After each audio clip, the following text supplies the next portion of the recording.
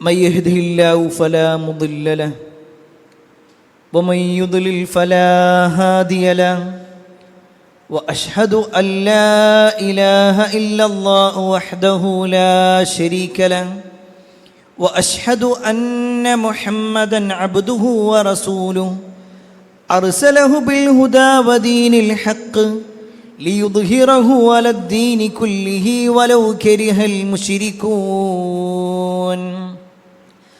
اللهم صل على محمد وعلى آل محمد كما صليت على إبراهيم وعلى آل إبراهيم إنك حميد مجيد. اللهم بارك على محمد وعلى آل محمد كما باركت على إبراهيم وعلى آل إبراهيم إنك حميد مجيد. يا أيها الذين آمنوا اتقوا الله حق تقاته ولا تموتن إلا وأنتم مسلمون. أما بعد فإن خير الحديث كتاب الله وخير الهدي هدي محمد صلى الله عليه وسلم وشر الأمور محدثاتها وكل محدثة بدعة وكل بدعة ضلالة وكل ضلالة في النار. أعوذ بالله من الشيطان الرجيم. بسم الله الرحمن الرحيم. قل إن الخاسرين الذين خسروا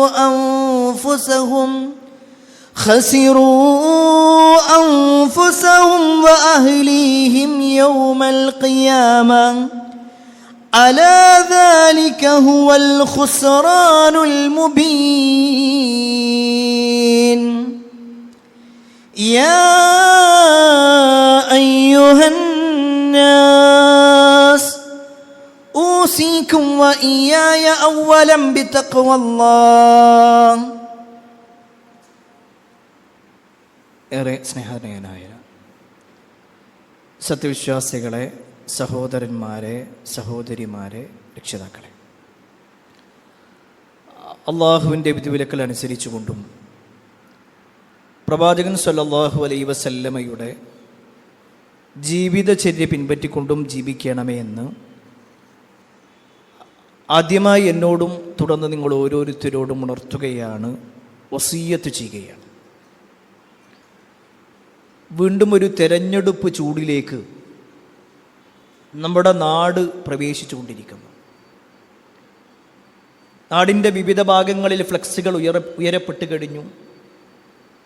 ഓരോ വീടുകൾ കേന്ദ്രീകരിച്ചുകൊണ്ടും സ്ഥാനാർത്ഥികളും പരിചയക്കാരുമെല്ലാം വോട്ട് ചോദിച്ചു വരുന്ന സമയവുമായിട്ടുണ്ട്. ഏതൊരു വിഷയത്തിലും എന്ന പോലെ എലക്ഷൻ്റെ വിഷയമാണെങ്കിലും തെരഞ്ഞെടുപ്പുമായി ബന്ധപ്പെട്ട കാര്യങ്ങളാണെങ്കിലും ഒരു വിശ്വാസിക്ക് ചില നിലപാടുകൾ ഉണ്ടാവണം. പ്രത്യേകിച്ച് തെരഞ്ഞെടുപ്പ് അടുത്തുകൊണ്ടിരിക്കുമ്പോൾ പലരും പല പാർട്ടിക്കാരായി പല വിഭാഗങ്ങളായി മാറിക്കൊണ്ടിരിക്കുമ്പോൾ ഒരു മുസ്ലിം എങ്ങനെയാണ്, ഒരു വിശ്വാസിയുടെ നിലപാടുകൾ, അവൻ്റെ തീരുമാനങ്ങൾ എന്തായിരിക്കണം, അതുമായി ബന്ധപ്പെട്ടുകൊണ്ട് 7 കാര്യങ്ങളെക്കുറിച്ച് സൂചിപ്പിക്കാനാണ് ഇന്നത്തെ നമ്മുടെ ഈ ഒരു ഖുതുബയിലൂടെ ഉദ്ദേശിക്കുന്നത്. അതിൽ ഒന്നാമത്തെ വിഷയം, ഒരു വിശ്വാസിയെ സംബന്ധിച്ചിടത്തോളം എല്ലാ സമയത്തും പ്രതീക്ഷ ഉള്ളവനാകുക എന്നതാണ്. തുടക്കത്തിൽ തന്നെ ഇങ്ങനെ ഒരു കാര്യം എടുത്തു പറയാനുള്ള കാരണം, തെരഞ്ഞെടുപ്പിൻ്റെ ചർച്ചകൾ വരുമ്പോൾ തന്നെ പലരും പിന്നിലേക്ക് ഇങ്ങനെ മാറി നിൽക്കും. എന്താ അപ്പോൾ കുറേ വോട്ട് ചെയ്തിട്ട്, ആര് ജയിച്ചിട്ടെന്താ ഇവിടെ, നമ്മുടെ കാര്യങ്ങളൊക്കെ നടക്കണമെന്നുണ്ടെങ്കിൽ നമ്മൾ തന്നെ തീരുമാനിച്ചത്. പ്രത്യേകിച്ച് ഇന്നത്തെ ഇന്ത്യയുടെ സാഹചര്യം നോക്കുമ്പോൾ വോട്ട് ചോരിയുമായി ബന്ധപ്പെട്ടുകൊണ്ടൊക്കെ ഒട്ടേറെ വാർത്തകൾ നമ്മൾ കേട്ടുകൊണ്ടേയിരിക്കുന്നു.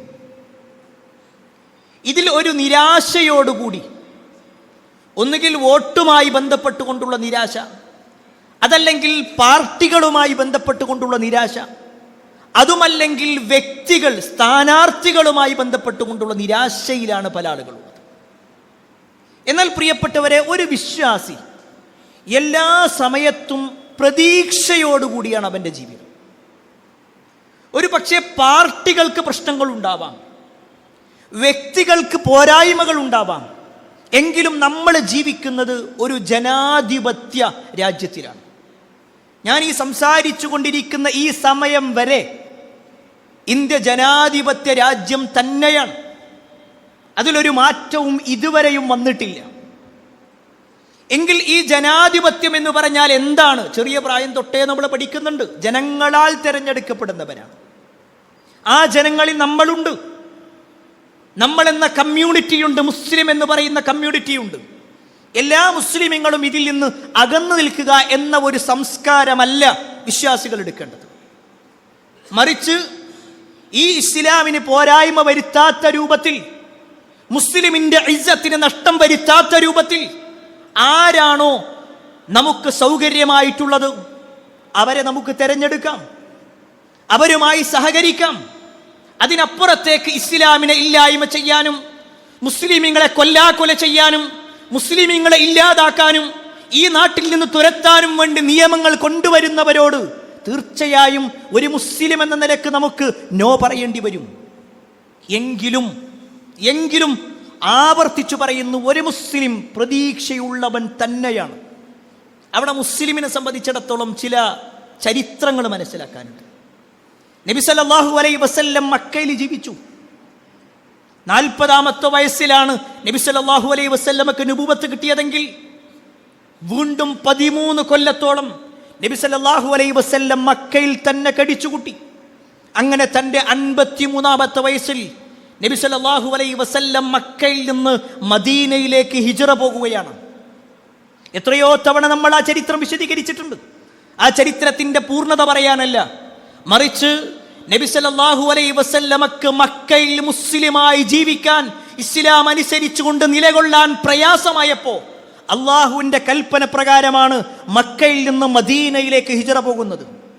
നബി സല്ലല്ലാഹു അലൈഹി വസല്ലമയും അബൂബക്കർ സിദ്ദീഖ് റളിയല്ലാഹു അൻഹു നടന്നു പോകുമ്പോൾ അവരുടെ യാത്രയിൽ പ്രവാചകൻ സല്ലല്ലാഹു അലൈഹി വസല്ലമയെ പിന്തുടർന്നുകൊണ്ട് ഒരാൾ വരുന്നുണ്ട്. ചരിത്രത്തിൽ അയാളുടെ പേര് രേഖപ്പെടുത്തപ്പെട്ടിട്ടുള്ളത് സുറാഖത്ത് ബിൻ മാലിക് എന്ന. സുറാഖ എന്തിനാണ് സുറാഖ വരുന്നതെന്നറിയുമോ? നബി സല്ലല്ലാഹു അലൈഹി വസല്ലമയെ പിടിച്ചു കൊടുത്താൽ 100 ഒട്ടകം കിട്ടും എന്ന ആ ഇനാം പ്രഖ്യാപനം, ആ സമ്പത്ത് കിട്ടണമെന്ന ആഗ്രഹത്തിൽ സുറാഖ പ്രവാചകന്റെയും അബൂബക്കർ സിദ്ദീഖ് റളിയല്ലാഹു അൻഹുവിന്റെയും പിന്നിൽ കൂടി. നബി സല്ലല്ലാഹു അലൈഹി വസല്ലമയുടെ തൊട്ടടുത്തേക്ക് എത്തുന്ന സമയം സുറാഖ സഞ്ചരിച്ച ആ കുതിരയുടെ കാലടികൾ അത് ഭൂമിയിലേക്ക് ആണ്ടുപോയി. സുറാഖ കുതിരയുടെ പുറത്തു നിന്ന് താഴേക്ക് വിടുകയാണ്. സുറാഖ എത്ര നോക്കിയിട്ടും ആ കുതിര ഉയർത്താൻ കഴിയുന്നില്ല. നബി സല്ലല്ലാഹു അലൈഹി വസല്ലമ ഈ കാഴ്ച കാണുന്നുണ്ട്. സുറാഖ പറഞ്ഞു, ഇനി ഞാൻ ഒരിക്കലും നിങ്ങളുടെ പിന്നാലെ വരൂല, നിങ്ങളിത് എങ്ങനെയെങ്കിലും ഒന്ന് രക്ഷപ്പെടുത്തി തരണം. നബി സല്ലല്ലാഹു അലൈഹി വസല്ലം റബ്ബിനോട് പ്രാർത്ഥിച്ചു. സുറാഖയുടെ കുതിരയുടെ കാലുകൾ മോചിപ്പിക്കപ്പെട്ടു. വീണ്ടും കുതിരപ്പുറത്ത് കയറിയ സുറാഖക്ക് വീണ്ടും ആഗ്രഹം ജനിക്കുകയാണ്. ആ 100 ഒട്ടകം പ്രവാചകനെ പിടിച്ചു കൊടുത്താൽ 100 ഒട്ടകം, അബൂബക്കറിനെ പിടിച്ചു കൊടുത്താൽ ഇതുപോലെ വീണ്ടും കിട്ടാനുണ്ട്. അങ്ങനെ വലിയ ഒരു ഓഫർ ഉള്ളത് കൊണ്ട് തന്നെ വീണ്ടും സുറാഖയുടെ മനസ്സ് ചാഞ്ചല്യത്തിലായി. വീണ്ടും പിടിക്കാൻ വേണ്ടി വന്നു. അപ്പോഴും സുറാഖയുടെ കുതിരയുടെ കാലടികൾ ഭൂമിയിലേക്ക് കണ്ടുപോയി. അപ്പോഴും സുറാഖ പറഞ്ഞു, എന്നെ രക്ഷപ്പെടുത്തണം. 2ാമത്തെ തവണയും കഴിഞ്ഞു. 3ാമത്തെ തവണയും ഇത് സംഭവിച്ചപ്പോൾ പിന്നീട് സുറാഖക്ക് ബോധ്യപ്പെടുകയാണ്, ഞാൻ ഈ പിന്തുടരുന്ന വ്യക്തി ഒരിക്കലും ഒരു സാധാരണ വ്യക്തിയല്ല, അള്ളാഹുവിൻ്റെ പ്രവാചകൻ തന്നെയാണ്. സുറാഖ് അവിടെ വെച്ചുകൊണ്ട് നബി സല്ലല്ലാഹു അലൈഹി വസല്ലമയോട് സംസാരിക്കുന്നുണ്ട്. ആ സമയത്ത് പ്രവാചകൻ സല്ലല്ലാഹു അലൈഹി വസല്ലം സുറാഖയോട് ചോദിക്കുന്ന ഒരു ചോദ്യമുണ്ട്. സുറാഖ, പേർഷ്യൻ ചക്രവർത്തിയുടെ കൈകളിൽ അണിയിക്കപ്പെട്ട സ്വർണത്തിന്റെ വളകൾ അത് നിങ്ങളുടെ കൈകളിൽ വെക്കപ്പെടുന്നത് നിങ്ങൾ ആഗ്രഹിക്കുന്നുണ്ടോ സുറാഖ? സുറാഖ അത്ഭുതപ്പെട്ടു പോവുകയാണ്. ആരാണ് പറയുന്നത്? മുഹമ്മദ് മുസ്തഫ സല്ലല്ലാഹു അലൈഹി വസല്ലം. എവിടെ വെച്ചാണ് പറയുന്നത് നോക്കണം. സ്വന്തം നാട്ടിൽ നിലനിൽക്കാൻ കഴിയാതെ മറ്റൊരു നാട്ടിലേക്ക് പോകേണ്ട ഒരു അവസ്ഥയിൽ ആരാരും തിരിഞ്ഞു നോക്കാനില്ലാത്ത ആ സമയത്താണ് പ്രവാചകൻ സല്ലല്ലാഹു അലൈഹി വസല്ലം പേർഷ്യൻ ചക്രവർത്തി എന്ന് പറഞ്ഞാൽ അന്നത്തെ കാലഘട്ടത്തിലെ ഏറ്റവും വലിയ രാജാധിപത്യമുള്ള ആളാണ്. ആ പേർഷ്യൻ ചക്രവർത്തിയുടെ കൈകളിലുള്ള വളകൾ നിങ്ങളുടെ കൈകളിൽ അണിയിക്കപ്പെടുന്നത് നിങ്ങൾ ആഗ്രഹിക്കുന്നുണ്ടോ? സുറാഖ അത്ഭുതത്തോടു കൂടിയാണെങ്കിലും സമ്മതം പറഞ്ഞു. ചരിത്രത്തിൽ കാണുവാൻ സാധിക്കും, ആ സംഭവം കഴിഞ്ഞ് പിന്നീട് റസൂലുള്ളാഹി സ്വല്ലല്ലാഹു അലൈഹി വസല്ലമയുടെ കാലം കഴിഞ്ഞ്, അബൂബക്കറിന്റെ കാലം കഴിഞ്ഞ്, ഉമർ ഇബ്നുൽ ഖത്താബ് റളിയല്ലാഹു അൻഹുവിന്റെ കാലഘട്ടത്തിൽ പേർഷ്യ മുസ്ലിമീങ്ങൾ കൈയടക്കി. പേർഷ്യ മുസ്ലിമീങ്ങളുടെ അധീനതയിലായി. പേർഷ്യൻ രാജാവിന്റെ കിരീടവും അയാളുടെ ഉടയാടകളും ആഭരണങ്ങളുമെല്ലാം ഉമറിന്റെ മുന്നിലേക്ക് കൊണ്ടുവരപ്പെട്ടു. ആ സമയത്ത് ഉമർ ഇബ്നുൽ ഖത്താബ് റളിയല്ലാഹു അൻഹു അത് തന്റെ കൈകളിൽ എടുത്തുകൊണ്ട് സുറാഖയെ വിളിക്കുന്നുണ്ട്. സുറാഖ, നിങ്ങളോട് അന്ന് പ്രവാചകൻ എഴുതിയ ഒരു കരാറില്ലേ, ആ കരാർ ഇതാ പൂർത്തീകരിച്ചോ? അതാണ് പ്രിയപ്പെട്ടവരെ പ്രതീക്ഷ എന്ന് പറഞ്ഞാൽ. നബി സല്ലല്ലാഹു അലൈഹി വസല്ലം സ്വന്തം നാട്ടിൽ നിൽക്കാൻ കഴിയാത്ത പോകുന്ന സമയത്തും റബ്ബിൽ പ്രതീക്ഷയുണ്ട്. അള്ളാഹു ഒരു വഴി കാണിച്ചു തരും. എങ്കിൽ പ്രിയപ്പെട്ടവരെ, ഒരു മുസ്ലിം നിരാശനാവേണ്ടതില്ല. ഏതേത് തെരഞ്ഞെടുപ്പുകൾ കടന്നു വരുന്ന സമയത്തും നിരാശയോടുകൂടിയുള്ള ജീവിതമല്ല, മറിച്ച് പ്രതീക്ഷയുണ്ടാവണം. ഒരു മുസ്ലിമായി ഈ നാട്ടിൽ ജനിച്ചിട്ടുണ്ടെങ്കിൽ ഒരു മുസ്ലിമായി ഈ നാട്ടിൽ തന്നെ മരിക്കണമെന്ന അതിയായ ആഗ്രഹത്തോടുകൂടി നിലകൊള്ളാനും അതിനുവേണ്ടി പ്രാർത്ഥിക്കാനും നമുക്ക് സാധിക്കണം. അല്ലാഹു അതിന് സഹായിക്കുമാറാവട്ടെ. രണ്ടാമത്തെ ഒരു കാര്യം, ഒരു തെരഞ്ഞെടുപ്പ് വരുന്ന സമയത്ത് ഒരു വിശ്വാസി മനസ്സിലാക്കേണ്ട രണ്ടാമത്തെ വിഷയം എന്താണെന്നറിയോ? ഏറ്റവും വലിയ വിജയം എന്ന് പറഞ്ഞാൽ അത് ഈ ദുനിയാവിലെ ഏതെങ്കിലും ഒരു വാർഡിൽ ജയിക്കലോ, ഒരു പഞ്ചായത്തിൽ ജയിക്കലോ, ഒരു മുനിസിപ്പാലിറ്റിയിൽ ജയിക്കലോ ഒന്നുമല്ല. മറിച്ച് ഏറ്റവും വലിയ വിജയം അത് പരലോക വിജയമാണ്. ആമുഖമായിട്ട് തന്നെ പറയാനുള്ള കാരണം എന്താണെന്നറിയോ? ഒരു പക്ഷേ ഏതെങ്കിലും ഒരു തോൽവി കാണുമ്പോഴേക്ക് നിരാശയോടുകൂടി നിൽക്കുന്ന ആളുകളുണ്ട്. ഒരു വിജയം കിട്ടുമ്പോഴേക്ക് ഇത് തന്നെയാണ് എല്ലാത്തിലുമുള്ളത് എന്ന് ഘോരഘോരം സംസാരിക്കുന്ന ആളുകളുണ്ട്. എന്നാൽ ഒരു മുസ്ലിം മനസ്സിലാക്കേണ്ടെന്നറിയോ? ഖുൽ, നബിയെ പറയണം. അല്ലാഹു വിശുദ്ധ ഖുർആനിലൂടെ പറയാ, മതാഉദ് ദുനിയാ ഖലീൽ വൽ ആഖിറതു ഖൈറുൽ ലിമൻ ഇത്തഖാ. പ്രവാചകരെ പറയണം, മതാഉദ് ദുനിയാ ഖലീൽ, ഈ ദുനിയാവിലെ സുഖാനുഭവങ്ങളെല്ലാം കുറവാണ്, അത് വളരെ തുച്ഛമായതാണ്. വൽ ആഖിറതു ഖൈറുൽ ലിമൻ ഇത്തഖാ, തഖ്വയുള്ള സൂക്ഷ്മത പാലിക്കുന്ന ആളുകളെ സംബന്ധിച്ചിടത്തോളം പരലോകമാണ് അവർക്ക് ഏറ്റവും വിജയമായിട്ടുള്ളത്. ഒരു വിശ്വാസി മനസ്സിലാക്കേണ്ടതാ. ഇവിടുത്തെ ഏതെങ്കിലും ഒരു വാർഡിൽ ജയിക്കലോ ഏതെങ്കിലും ഒരു നേതൃത്വത്തിൽ എത്തലൊന്നുമല്ല. ഒരു മുസ്ലിം എപ്പോഴും ഇവിടുന്ന് പടച്ചോനെ എന്തോ ആയിക്കോട്ടെ, ഇവിടുന്ന് നിന്റെ ജീവിതം വളരെ പരിതാപകരമാവട്ടെ, കുഴപ്പമില്ല, പക്ഷെ അവിടെ ഞാൻ കുടുങ്ങരുത്. ഇവിടെ ചിലപ്പോൾ നമുക്ക് വീടുണ്ടാവില്ല, ബേജാറാവണ്ട. അതിനേക്കാൾ ഉത്തമമായത് പടച്ചോൻ പരലോകത്ത് തരാൻ, സ്വർഗത്തിൽ തരാൻ സന്നദ്ധനാണ്. അള്ളാഹു നമുക്ക് നൽകുമാറാവട്ടെ. ഇവിടെ പ്രയാസങ്ങളുണ്ടാകും, ബുദ്ധിമുട്ടുകളുണ്ടാകും, പക്ഷേ ഇവിടെ എന്ത് ബുദ്ധിമുട്ടും അത് മരിക്കണത് വരെയുള്ളൂ പ്രിയപ്പെട്ടവരെ. മരിക്കണവരെ. അത് എത്ര കാലം ഉണ്ടാകും? വളരെ തുച്ഛമായ ഏതെങ്കിലും അസുഖത്തിലൊക്കെ പ്രയാസപ്പെടുന്നവരാണെങ്കിൽ നിരാശ വേണ്ട. ഈ ലോകത്തെ എങ്ങനെ കഴിഞ്ഞാലും എത്ര ആരോഗ്യമുള്ള ആളാണെങ്കിലും മാക്സിമം ഒരു 70, 80, 90 കൊല്ലം, അതിനപ്പുറത്തേക്കില്ലല്ലോ. അതിനപ്പുറത്തേക്ക് ആരെ നമ്മൾ കാണുന്നു? എന്നാൽ പ്രിയപ്പെട്ടവരെ, ഈ ദുനിയാവിൽ എന്തെങ്കിലും ആകുക എന്നുള്ളതല്ല, പരലോകത്ത് നമ്മൾ രക്ഷപ്പെടുക എന്നുള്ളതായിരിക്കണം ഒരു വിശ്വാസിയെ സംബന്ധിച്ചിടത്തോളം ഏറ്റവും പ്രധാനപ്പെട്ട കാര്യം. അതുകൊണ്ട് തന്നെ ഏതെങ്കിലും ഒരു വിജയമോ പരാജയമോ നമ്മളെ നിരാശരാക്കാതെ, അതിൽ വിജയത്തിൻ്റെ പേരിൽ മേന്മ കാണിക്കാതെ, പരാജയത്തിൻ്റെ പേരിൽ നിരാശ കാണിക്കാത്തൊരു ജീവിതമാണ് ഉണ്ടാവേണ്ടത്. ഇനി മൂന്നാമത്തെ വിഷയം, തെരഞ്ഞെടുപ്പുമായി ബന്ധപ്പെട്ടുകൊണ്ട് പറയുമ്പോൾ ഏറ്റവും പ്രധാനപ്പെട്ട കാര്യം എന്താണെന്നറിയോ? ചെറിയ ഒരു നേട്ടത്തിന് വേണ്ടിയിട്ട് വലിയ നഷ്ടങ്ങൾ നമ്മൾ വരുത്തി വെക്കരുത്. ഈ ഇരിക്കുന്ന ഓരോരുത്തർക്കും ഓരോ പാർട്ടി ഉണ്ടാകും, ഓരോരുത്തർക്കും ഓരോ സ്ഥാനാർത്ഥി ഉണ്ടാകും, ഓരോരുത്തർക്കും ഓരോ നിലപാടുകൾ ഉണ്ടാകും.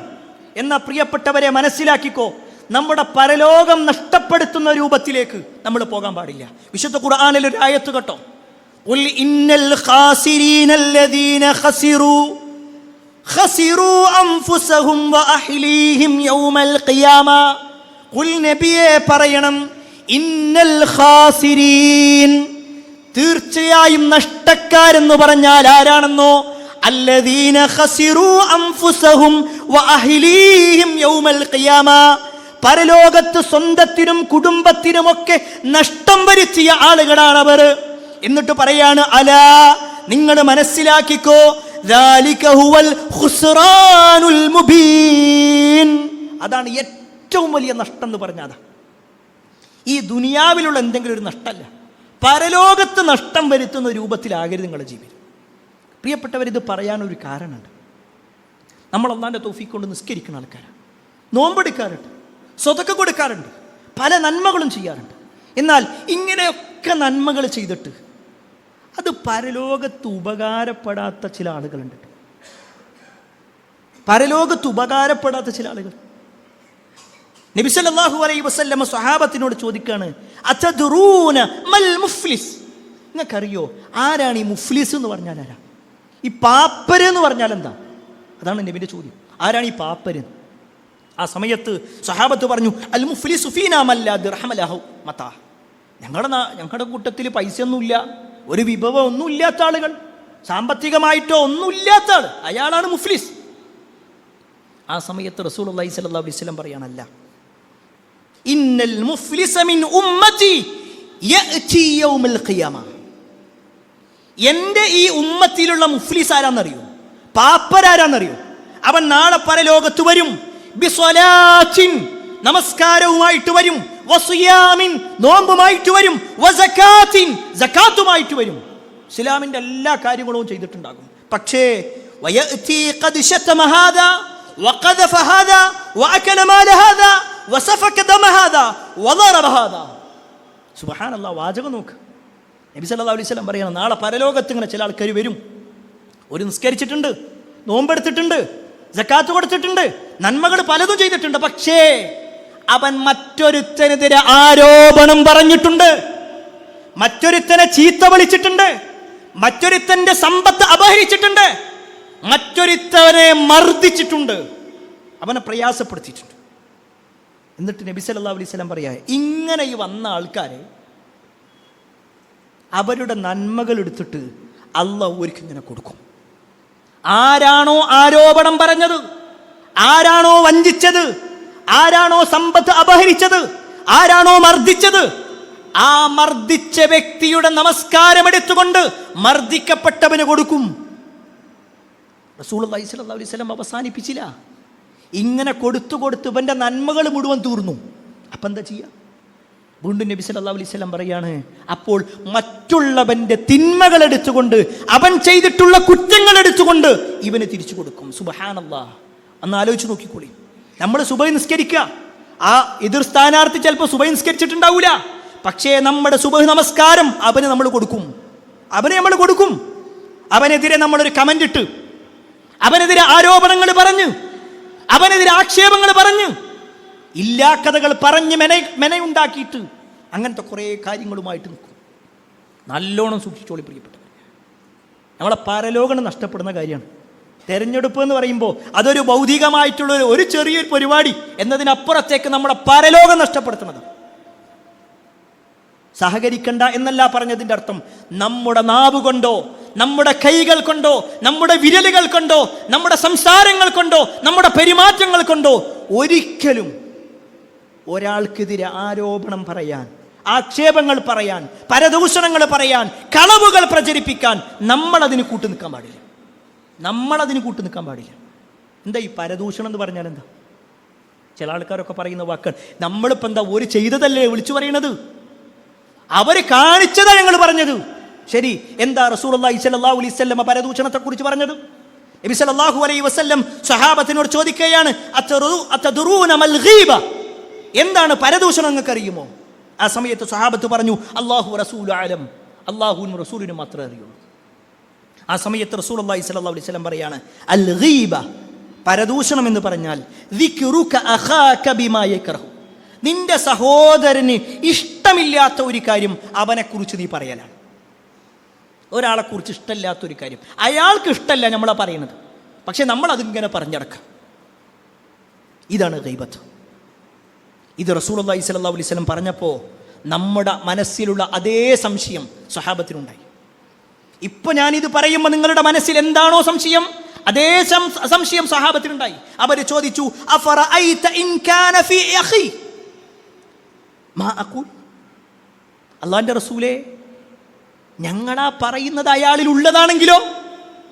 ഞങ്ങൾ ഉള്ളതല്ലേ പറയണത്, ഞാൻ കണ്ടതാ പറഞ്ഞത്, എന്നോട് പറഞ്ഞതാ പറഞ്ഞത്, അവൻ ചെയ്തതല്ലേ എന്നൊക്കെ പറയുന്ന ആളുകളുടെ അതേ സംശയം സഹാബത്ത് ചോദിച്ചു. ഞങ്ങൾ ഉള്ളതല്ലേ പറയുന്നത്, ഉള്ളത് പറഞ്ഞാൽ എങ്ങനെ പ്രശ്നമാകുക, അതെങ്ങനെ പരദൂഷണാവുക? ആ സമയത്ത് റസൂലുള്ളാഹി സ്വല്ലല്ലാഹു അലൈഹി വസല്ലം പറഞ്ഞു, ഇൻ കാന ഫീഹി മാ തഖൂൽ ഫഖദ് ഇഗ്തബ്തു, നിങ്ങളാ പറയണതുണ്ടല്ലോ, ഉള്ളത് പറയലില്ലേ, അതിനാണ് ഗീബത്ത് എന്ന് പറയാം. ഉള്ളത് പറയലാണ് പരദൂഷണം. വഇൻ ലം യകുൻ ഫീഹി ഫഖദ് ബഹത്തഹു, ഇല്ലാത്തത് പറയലാണെങ്കിലോ അതിന് കളവ് എന്ന് പറയാം. ഒരാളുടെ പേരിൽ ഇല്ലാത്തൊരു കാര്യം, എന്തെല്ലാം ആരോപണങ്ങളാണ് പറഞ്ഞുകൊണ്ടിരിക്കുന്നത്. ഒരു മനുഷ്യന്റെ ജീവിതം തകർക്കാൻ പ്രധാനമായും 2 ആരോപണങ്ങളാണ് ആളുകൾ കൊണ്ടുവരിക. ഒന്ന് സാമ്പത്തിക ആരോപണം, മറ്റൊന്ന് ലൈംഗിക ആരോപണം. കാരണം അത് പെട്ടെന്ന് ആളുകൾക്കിടയിൽ പകരും, അതിങ്ങനെ പടർന്നുകൊണ്ടിരിക്കും. ഏത് പാർട്ടിക്കാരനാണെങ്കിലും പ്രിയപ്പെട്ടവരെ, ഏത് വ്യക്തിയാണെങ്കിലും ശരി, നമ്മൾ റബ്ബിന്റെ മുന്നിൽ കുറ്റക്കാരാവും.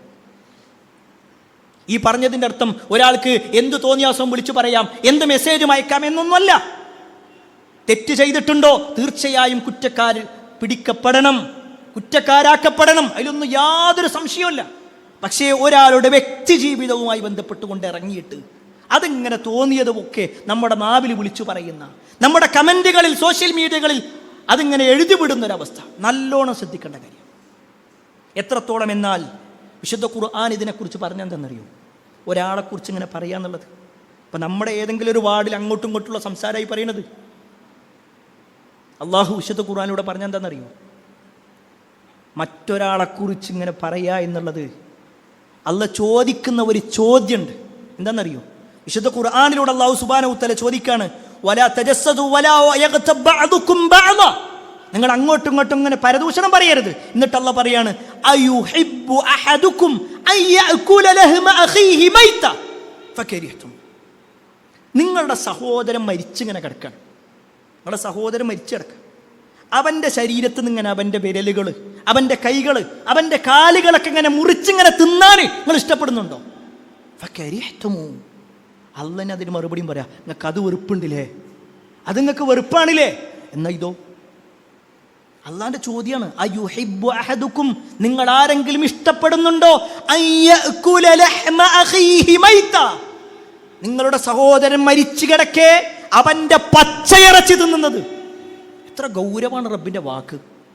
പ്രിയപ്പെട്ടവർ, അവിടെ നമ്മൾ മനസ്സിലാക്കണം. ഞാൻ മറ്റത് എതിർ പാർട്ടിക്കാരനല്ലേ, എനിക്കൊന്നും പറയാം, ഞാൻ ഭരണം നടത്തുന്ന ആളല്ലേ, ഞാൻ അതിൻ്റെ ആളല്ലേ, ഒന്നുമില്ല. വിശ്വാസിയാണോ പറ്റൂല, അല്ല ആ കുപ്പായ മാറ്റിക്കോ, മുസ്ലിം എന്ന ഐഡന്റിറ്റി മാറ്റിക്കോ, എന്നിട്ട് തോന്നിയത് പറഞ്ഞു, ഒരു കുഴപ്പമില്ല. പക്ഷെ മുസ്ലിമാണോ, അവൻ്റെ നാവ് നിയന്ത്രിക്കണം, അവൻ്റെ സംസാരം നിയന്ത്രിക്കണം, നിയന്ത്രിച്ചേ പറ്റൂ, അപ്പോഴവൻ മുസ്ലിമാകുന്നത്. മുസ്ലിം എന്ന് പറഞ്ഞാൽ കീഴൊതുങ്ങിയവൻ, അല്ലാഹു റസൂൽ എന്താ പറഞ്ഞത് അതിനനുസരിച്ച് ജീവിക്കുന്നവൻ. എങ്കിൽ പ്രിയപ്പെട്ടവരെ, ഇതിൻ്റെ ഗൗരവം നമ്മൾ മനസ്സിലാക്കിയേ പറ്റൂ. എത്രത്തോളം എന്നാൽ ശൈഖ് ഇബ്നു ഉസൈമീൻ റഹ്മത്തുള്ളാഹി പറഞ്ഞൊരു വാചകമുണ്ട്, അൽ ഗീബതു മിനൽ കബായിർ. നമ്മൾ വൻപാപെന്നൊക്കെ പറഞ്ഞു കഴിഞ്ഞാൽ അത് മദ്യപാനമാണ്, അല്ലെങ്കിൽ പലിശയാണ്, അല്ലെങ്കിൽ വ്യഭിചാരമാണ്. ഇതൊക്കെയാണ് വൻപാപമായിട്ട് നമ്മൾ കാണുന്നത്. അല്ല, അൽ ഗീബതു മിനൽ കബായിർ, പരദൂഷണം പറയുക എന്നുള്ളത്, മറ്റുള്ളവനെ കുറിച്ച് ഇങ്ങനെ പറഞ്ഞു നടക്കുക എന്നുള്ളത്, അത് വൻപാപത്തിൽപ്പെട്ടതാണ്. എത്രത്തോളം എന്നാൽ അല്ലതി ലാ തുകഫിറു അസ്സലാത വല സ്വദഖ വല സിയാമ വല ഹജ്ജ്, നിസ്കരിച്ചാലും നോമ്പെടുത്താലും സ്വതക്ക കൊടുത്താലും എന്തിനേറെ അവൻ ഹജ്ജ് ചെയ്താലും ഇത് പരിഹരിക്കപ്പെടൂല. മറ്റൊരാളെ കുറിച്ച് പറഞ്ഞിട്ടുണ്ടോ അയാളെ പൊരുത്തപ്പെടിക്കന്നെ വേണം. അത്ര ഗൗരവമുണ്ട് പ്രിയപ്പെട്ടവരെ. ഇതൊരു തമാശയല്ല. ചില പണ്ഡിതന്മാർ വിശദീകരിച്ചത് കാണാൻ പറ്റും. കടത്തിനേക്കാൾ വലിയ ഗൗരവമാണ്. കടത്തിനേക്കാൾ വലിയ ഗൗരവം. കാരണം കടം നമ്മൾ വാങ്ങിയിട്ടുണ്ടോ അത് തിരിച്ചു കൊടുത്താൽ തീരും. പക്ഷെ ഇതോ, ഒരാൾക്കെതിരെ നമ്മളൊരു ആരോപണം പറഞ്ഞു, ഒരാക്ഷേപം പറഞ്ഞു, പരദൂഷണം പറഞ്ഞു, അത് മറ്റൊരാളെ ഏറ്റെടുത്തു, അതിങ്ങനെ ചെങ്ങലയായിട്ട് പോകും. നമ്മൾ ഇയാളോട് സോറി പറഞ്ഞിട്ട് കാര്യമില്ല, നമ്മൾ അല്ലാഹുവിനോട് തൗബ ചെയ്തിട്ട് കാര്യമില്ല. അതുകൊണ്ട് നാവിനെ സൂക്ഷിക്കണം, നമ്മുടെ പരലോകം നഷ്ടപ്പെടുത്തരുത്. കളവുകൾ പ്രചരിപ്പിക്കുന്നതിന് സൂക്ഷിക്കണം. സത്യമാണോ അല്ലേ അന്വേഷിക്കണം. ഞാനിത് പറയേണ്ടതുണ്ടോ ഇല്ലേ എന്നിട്ട് 2 വട്ടം ആലോചിച്ചിട്ട് പറഞ്ഞാൽ മതി. ഒരു മെസ്സേജൊക്കെ ഇങ്ങനെ ടൈപ്പ് ചെയ്യാൻ ഇങ്ങനെ കൈകളിങ്ങനെ തരിക്കണ സമയത്ത് വീണ്ടും ആലോചിക്കണം, ഞാൻ അങ്ങനത്തെ ഒരു കമൻറ്റ് ഇടണോ വേണ്ടേ. നമ്മളൊരു കമൻ്റ് എന്ന് പറഞ്ഞാൽ അത് കേവലം ഒരു കമൻ്റ് അല്ല, നമ്മുടെ ഒരു അഭിപ്രായമാണ്. നമ്മുടെ കോണ്ടാക്ട് ലിസ്റ്റിൽ അല്ലെങ്കിൽ നമ്മുടെ സോഷ്യൽ മീഡിയ അക്കൗണ്ടിൽ നമ്മുടെ ഫോളോ ചെയ്യുന്ന 4000 ആളുകളുണ്ടെങ്കിൽ ആ 4000 ആളുകൾക്ക് മുന്നിൽ നമ്മളൊരു അഭിപ്രായം പ്രകടിപ്പിക്കണം. അതുകൊണ്ട് പ്രിയപ്പെട്ടവരെ, ആ കാര്യങ്ങൾ വളരെ വളരെ ഗൗരവത്തിൽ നമ്മൾ മനസ്സിലാക്കണം. ഏറ്റവും ലളിതമായിട്ട് പറഞ്ഞാൽ, ആരാൻ്റെ ഭൗതികമായൊരു കാര്യത്തിന് വേണ്ടിയിട്ട്, ആരാൻ്റെ ഒരു നേട്ടത്തിന് വേണ്ടിയിട്ട് അവനവൻ്റെ പരലോകം നഷ്ടപ്പെടുത്തണ്ട. അവന് കിട്ടും, അവൻ അധികാരത്തിലെത്തി, അവൻ പല നേട്ടങ്ങളും ഉണ്ടാക്കും, പക്ഷെ നമ്മുടെ പരലോകം പോയി കിട്ടും. അതുകൊണ്ട് പ്രിയപ്പെട്ടവരെ, ഈ കാര്യം നമ്മൾ നല്ലോണം ശ്രദ്ധിക്കണം. 4ാമത്തെ വിഷയം, തെരഞ്ഞെടുപ്പുമായി ബന്ധപ്പെട്ടുകൊണ്ട് ഒരു വിശ്വാസി മനസ്സിലാക്കേണ്ട ഏറ്റവും പ്രധാനപ്പെട്ട കാര്യമാണ് അധികാരം എന്ന് പറഞ്ഞാൽ അതൊരു അമാനത്താണ്. എല്ലാവർക്കും അധികാരം കിട്ടണമെന്ന് ആഗ്രഹമുണ്ട്. എന്തിൻ്റെങ്കിലൊക്കെ ഒരു നേതൃത്വം കിട്ടുക. മിനിമം 3 മക്കളുണ്ടെങ്കിൽ അതിൽ മൂത്ത ആൾക്ക് 2 ആളെ ഇൻ്റെ കീഴില എന്ന് പറയാം. ബാപ്പാക്ക് ഞാൻ എൻ്റെ വീടിൻ്റെ അധികാരിയാണ്. അധികാരം നല്ലതാണ്, അതിങ്ങനെ ആസ്വദിക്കുമ്പോൾ നല്ലതാണ്. പക്ഷേ നബി സല്ലല്ലാഹു അലൈഹി വസല്ലം പറഞ്ഞ എന്താ അറിയോ, അത് വല്ലാത്തൊരു വിഷമമായിരിക്കും. പരലോകത്ത് സ്വർഗം നഷ്ടപ്പെടുത്തും. അധികാരം വേണ്ട എന്നല്ല, അധികാരത്തിന് വേണ്ടി വടംവിലി അല്ലെ നമ്മൾ കണ്ടുകൊണ്ടിരിക്കുകയാണ് ഓരോ ദിവസവും പത്രത്താളുകളിലൂടെ. ഏതെങ്കിലും ഒരു പാർട്ടിക്കാരൻ തനിക്ക് സീറ്റ് കിട്ടിയില്ല എന്നാൽ വേഗം അപ്പുറത്തേക്ക് ചടും, വേഗം വേറെ ആളുകളെ കൂട്ടുന്നു, വേറെ ടീമുണ്ടാക്കുന്നു. എല്ലാവർക്കും അധികാരം. എന്താണ് ഇവിടെ കിട്ടാനുള്ളത്? തെരഞ്ഞെടുപ്പിൽ ജയിച്ചിട്ട് അവർക്ക് മാസം കിട്ടുന്ന വരുമാനം എത്രയാണെന്ന് ചോദിച്ചാൽ ഒരു പക്ഷേ സാധാരണ ഒരു മനുഷ്യൻ ജോലി ചെയ്യുമ്പോൾ അയാൾക്ക് ഒരു മാസം കിട്ടുന്ന ശമ്പളത്തിന്റെ പകുതി ഉണ്ടാവുള്ളൂ. പിന്നെന്തുകൊണ്ടാ? ജനങ്ങളെ സേവിക്കണമെന്നാണോ? ജനങ്ങളെ സേവിക്കണമെന്ന ഉദ്ദേശമാണോ? അല്ല, ഈ ദുനിയാവ് എന്തൊക്കെയോ നേടണം എങ്കിൽ പ്രിയപ്പെട്ടവരെ മനസ്സിലാക്കിക്കോ, ആ ഉദ്ദേശത്തിലാണെങ്കിൽ അത് നഷ്ടമായിരിക്കും. നമുക്ക് ആ ഉദ്ദേശത്തിലാണെങ്കിൽ നഷ്ടമായിരിക്കും. നബി സല്ലല്ലാഹു അലൈഹി വസല്ലമയുടെ അടുക്കലേക്ക് അബൂദർ ഗഫാരി റളിയല്ലാഹു അൻഹു, നമ്മൾ കേട്ടിട്ടുണ്ട് അദ്ദേഹത്തിൻ്റെ ചരിത്രം പലപ്പോഴും. നബി സല്ലല്ലാഹു അലൈഹി വസല്ലം അങ്ങനെ ഓരോരുത്തരിങ്ങനെ ഗവർണർമാരാക്കിയിട്ട് ഇങ്ങനെ പല ആളുകളെയും പലരോടത്തും ഇങ്ങനെ പറഞ്ഞേക്കാം. ആ സമയത്ത് അബൂദർ റളിയല്ലാഹു അൻഹു വിളിച്ചിട്ട് ചോദിക്കണം, യാ റസൂലല്ലാഹ് അലാ തസ്തഅമിൽനി, അല്ലാഹുവിൻ്റെ റസൂലേ നിങ്ങൾ ഇന്നെന്താ എവിടെ ഏൽപ്പിക്കാത്തെ? എനിക്കൊരു ഗവർണർ സ്ഥാനം, എനിക്കെന്തെങ്കിലുമൊക്കെ ഒന്ന് തരും. അബൂദർ റളിയല്ലാഹു അൻഹു ചോദ്യ. ആ സമയത്ത് റസൂലുള്ളാഹി സ്വല്ലല്ലാഹു അലൈഹി വസല്ലം അദ്ദേഹത്തിൻ്റെ തോളിൽ ഇങ്ങനെ പിടിച്ചിട്ട് പറയാണ്, യാ അബൂദർ ഇന്നക ദഈഫുൻ, അബൂദർ നിങ്ങളൊരു ദുർബല മനസ്സാണ്, ദുർബലനാണ് നിങ്ങൾ. വഇന്നഹ അമാനത്തുൻ വഇന്നഹ യൗമൽ ഖിയാമ ഖിസിയും വനദാമ. സുബ്ഹാനല്ലാഹ്, വാക്ക് ശ്രദ്ധിച്ചോ. ഈ അധികാരം എന്ന് പറഞ്ഞാൽ അതൊരു അമാനത്താണ്. അത് നാളെ പരലോകത്ത് വല്ലാത്ത നഷ്ടം വരുത്തും. അതുകൊണ്ടാണ് ഉമർ ബിൻ ഖത്താബ് റളിയല്ലാഹു അൻഹു മരണാസന്നനായി കിടക്കുമ്പോൾ അദ്ദേഹത്തിൻ്റെ പിൻഗാമിയായി ആരെ നിശ്ചയിക്കണമെന്ന് ചോദിക്കുന്ന കൂട്ടത്തിൽ 6 ആളുകളെ നിയമിച്ച കൂട്ടത്തിൽ ചില ആളുകൾ പറഞ്ഞു ഇബ്നു ഉമറിനെ കൂടി അതിലേക്ക് ചേർക്കുക, അബ്ദുല്ലാഹി ഇബ്നു ഉമർ അഥവാ ഉമറിൻ്റെ മകനെ കൂടി അതിലേക്കൊന്ന് ചേർക്കുക, അദ്ദേഹത്തിന് ഒരു അധികാരം കൊടുക്കുക, അദ്ദേഹത്തിന് വേണമെങ്കിൽ ഒരു ചാൻസ് കൊടുക്കുക. ഉമർ പറയണോ, വേണ്ട, അള്ളാന്റെ അടുക്കൽ ഈ ഉമർ തന്നെ മതി. ഈ ഉമറിൻ്റെ കുടുംബത്തിൽ അള്ളാന്റെ അടുക്കൽ കുറ്റക്കാരനായി മാറുമെന്നുള്ള പേടിയില്ല ഞാൻ തന്നെയുള്ളത്, നിന്റെ മകനും കൂടി വേണ്ട. അവിടെയാണ് ഇന്ന് മക്കളും പേരമക്കളും മരുമക്കളൊക്കെയായി എല്ലാവരും അധികാരത്തിന് വേണ്ടി ഇങ്ങോട്ട് നിൽക്കണം.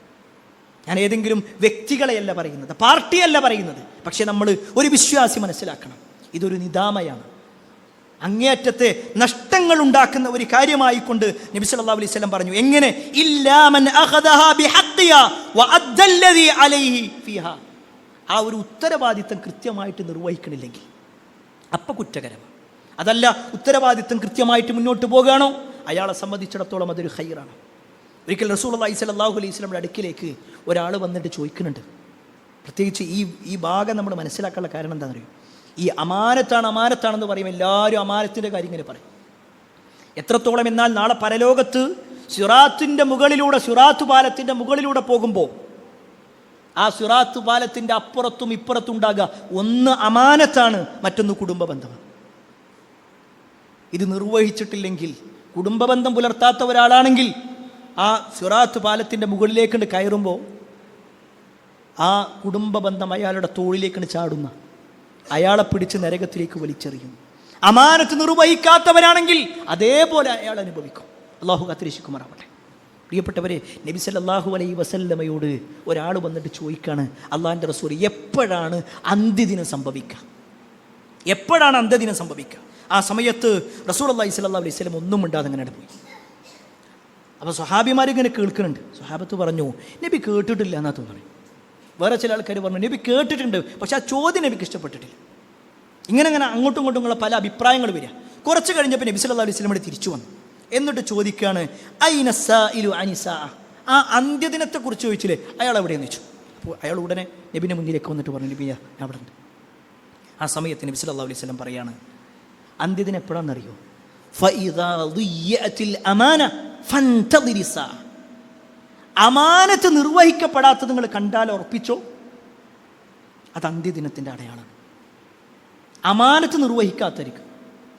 അപ്പോൾ വീണ്ടും സഹാബത്ത് ചോദിക്കണേ, കൈഫ ഇളാഅത്തുഹ, അതെങ്ങനെയാണ് ആ ഒരു ഈ അമാനത്ത് നഷ്ടപ്പെടുക എന്ന് പറഞ്ഞാൽ എന്താണ് ശരിക്കും? ആ സമയത്ത് നബി സല്ലല്ലാഹു അലൈഹി വസല്ലം പറയാണ്, ഇദാ ഉസ്സിദൽ അംറു ഇലാ ഗൈരി അഹ്ലി ഫൻതദിരി സാ, അധികാരം, നേരെ ശ്രദ്ധിച്ചോളി പ്രിയപ്പെട്ട, അധികാരം അതിന് പറ്റാത്ത ആളുകളിലേക്ക് ഏൽപ്പിക്കപ്പെടുക.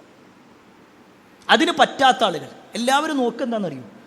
അയാളെ പറ്റുമല്ലേ എന്നുള്ളതല്ല, അയാൾ എൻ്റെ പാർട്ടിക്കാരനാണ്, അയാളെ കൊണ്ട് എനിക്കെന്തെങ്കിലും ഉപകാരം ഉണ്ടാവും, അയാൾ എൻ്റെ കുടുംബക്കാരനാണോ, ഇതൊക്കെ നോക്കണേ.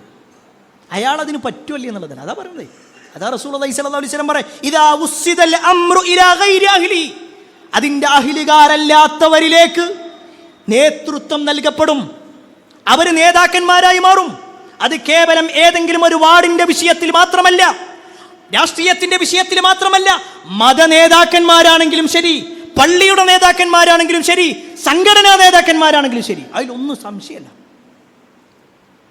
ഏൽപ്പിക്കപ്പെടാൻ പറ്റാത്ത ആളുകൾ നേതാക്കന്മാരായിട്ട് മാറും. അന്ത്യദിനത്തിൻ്റെ അടയാളമായി റസൂലുള്ളാഹി സ്വല്ലല്ലാഹു അലൈഹി വസല്ലം പഠിപ്പിച്ചിട്ടുണ്ടെങ്കിൽ അതും ഗൗരവത്തോടു കൂടി നമ്മൾ മനസ്സിലാക്കണം. എന്നാൽ പ്രിയപ്പെട്ടവരെ, ഈ പറഞ്ഞതിൻ്റെ അർത്ഥം ഒരു അധികാരവും ലഭിക്കണ്ട എന്നോ മത്സരിക്കണ്ട എന്നോ അല്ല. അഞ്ചാമത്തെ വിഷയം അതുമായി ബന്ധപ്പെട്ടുകൊണ്ടാണ്.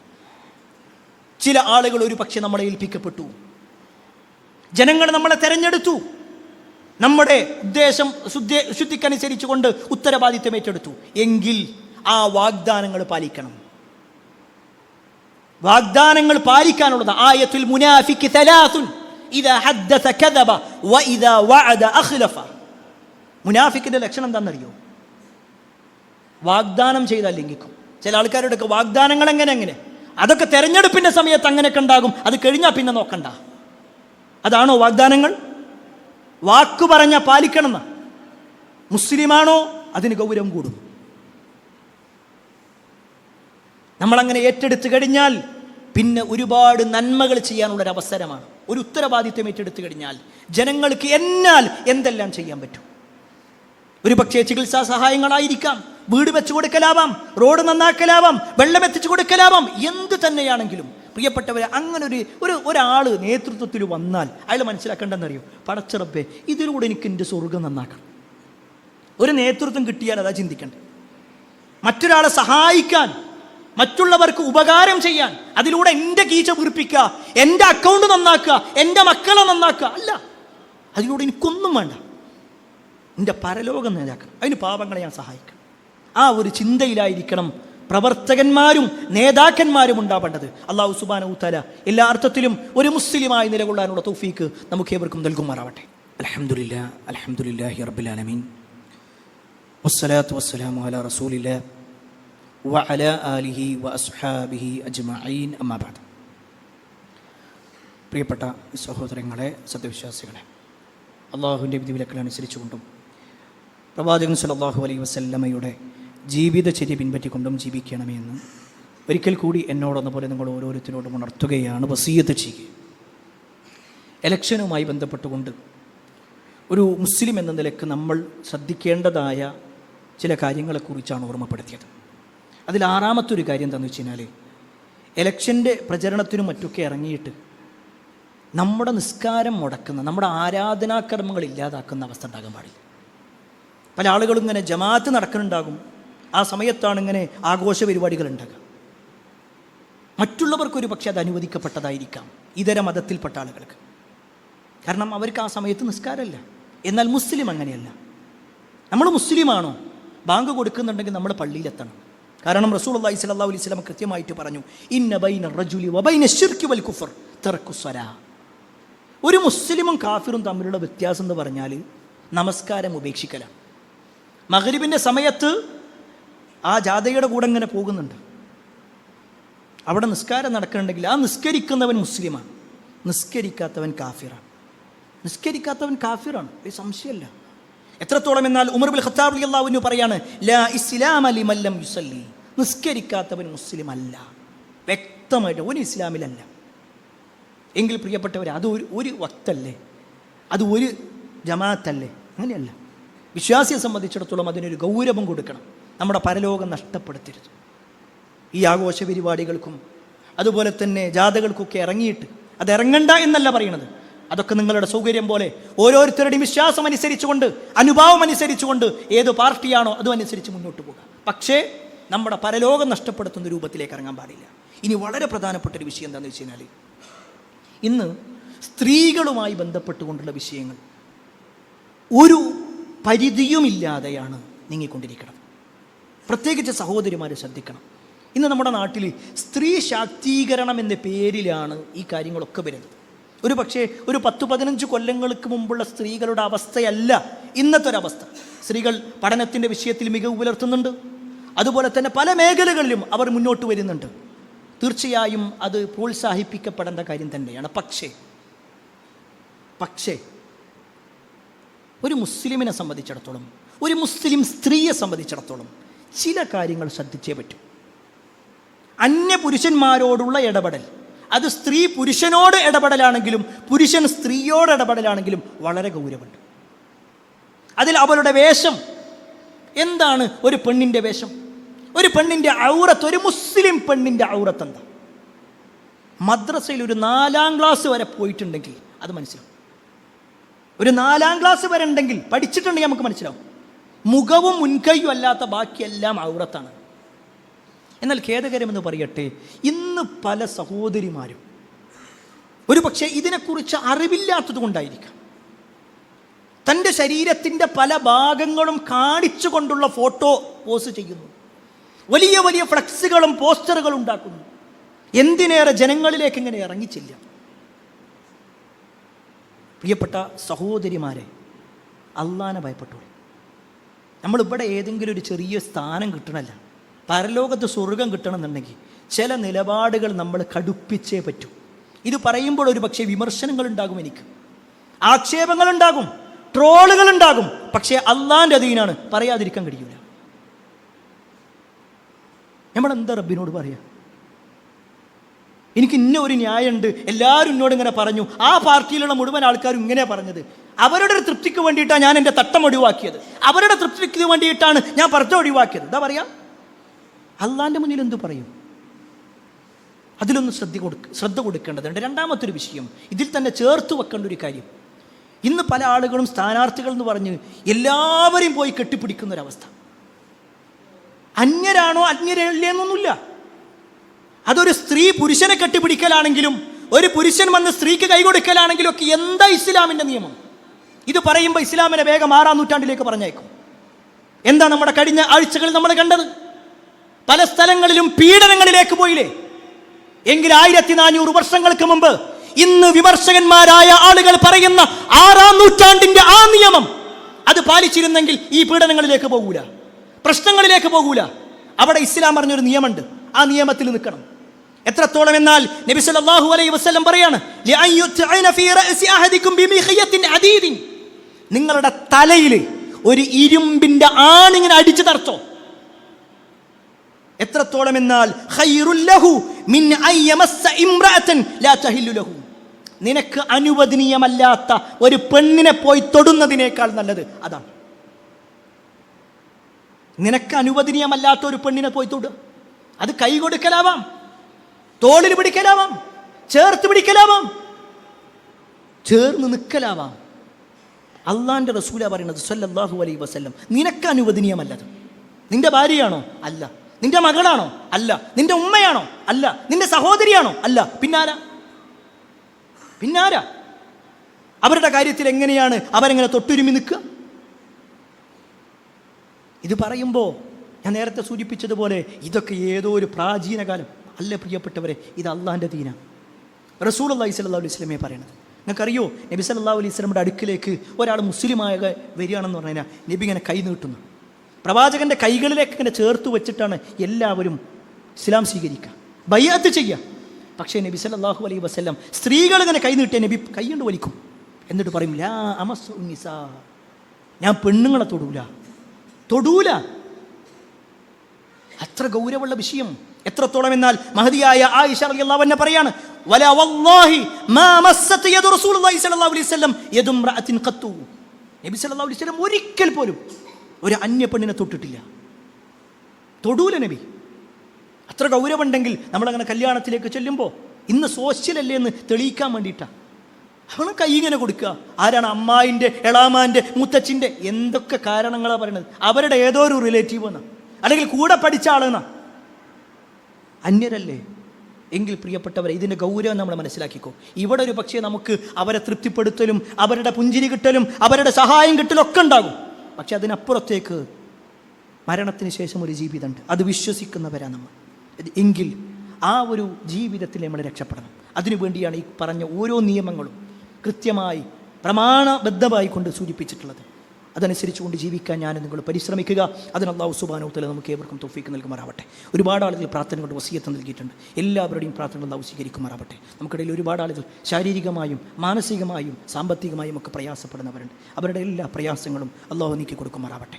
അല്ലാഹുമ്മ ഗ്ഫിർ മുഅ്മിനീന വൽ മുഅ്മിനാത്ത് വൽ മുസ്ലിമീന വൽ മുസ്ലിമാത്ത് അൽഹയാഇ മിൻഹും വൽ അംവാത്ത് ഇന്നക മുജീബു ദഅവാത് യാ ഖാദിൽ ഹജാത്ത്. അല്ലാഹുമ്മ അജ്ർനാ മിനൻ നാർ, അല്ലാഹുമ്മ അജ്ർനാ മിനൻ നാർ, അല്ലാഹുമ്മ അജ്ർനാ മിനൻ നാർ. റബ്ബനാ آتنا في الدنيا حسنة وفي الآخرة حسنة وقنا عذاب النار. آمين آمين برحمتك يا أرحم الراحمين والحمد لله رب العالمين. അറിവിന്റെ ലോകത്തേക്ക് പുതിയ വാതായനങ്ങൾ തുറന്ന് ജമീൽ ഓൺലൈൻ ലൈബ്രറി ആപ്പ് നിങ്ങളിലേക്ക്. വായനയുടെ വിസ്മയ ലോകം ഇനി താങ്കളുടെ മൊബൈൽ ഫോണിൽ ലഭ്യം. ജമീൽ ഓൺലൈൻ ലൈബ്രറി മൊബൈൽ ആപ്ലിക്കേഷനിലെ പ്രത്യേകം തയ്യാറാക്കിയ ഡോക്യുമെന്റ് സെക്ഷൻ താങ്കളുടെ ഒഴിവു സമയങ്ങളെ ഏറെ വിജ്ഞാനപ്രദമാക്കും.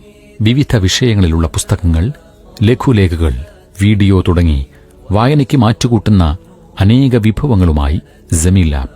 വായനയ്ക്ക് പുറമെ ഇഷ്ടാനുസരണം ഡൗൺലോഡ് ചെയ്യാനും മറ്റുള്ളവർക്ക് ഷെയർ ചെയ്യാനും ജമീൽ ആപ്പിൽ പ്രത്യേക സംവിധാനം. വേഗമാകട്ടെ.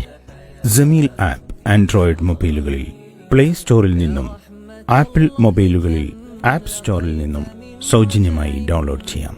ഇനി ജമീൽ നിങ്ങളുടെ ജീവിതത്തിലും ആത്മമിത്രമാകട്ടെ. Jameel, the soulmate.